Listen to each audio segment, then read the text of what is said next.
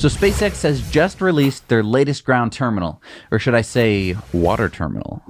Wait a minute, how does it track? This is a phased array antenna, so there is no tracking necessary. And what that does is it gives it a lower profile, which allows it to be able to withstand much higher wind speeds.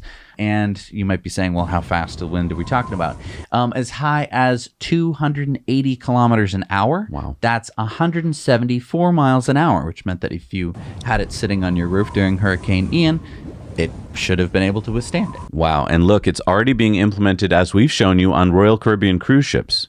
Now, not only is the dish more rugged and can operate in temperatures as low as negative 30 degrees Celsius, that's minus 22 Fahrenheit, and as high as 50 degrees Celsius, that's 122 degrees Fahrenheit, it can also achieve better speeds at high temperatures and can connect to more satellites. Wow, I'm really impressed. I mean, I feel like this is just another invisible thing that SpaceX is doing. I mean, I think a lot of people are going to hear about this someday in the future.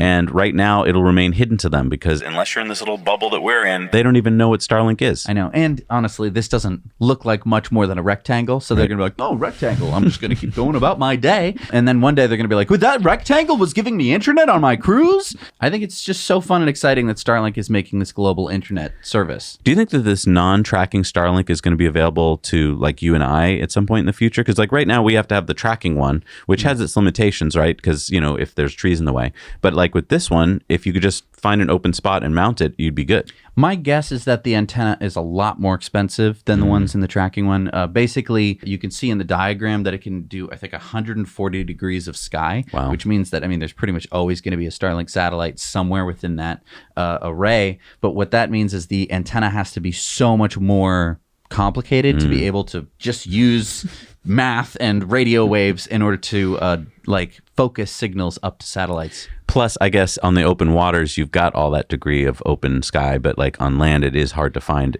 unless you're like, you know, in the middle of a big desert or something. Right. And also, I mean, that's why they did it too, because your boat's going to be going around. Right. And, you know, a tracking system would have to be like gimbaled in order to be pointing in the same direction. So this is one of the reasons why you just opt for a more expensive antenna.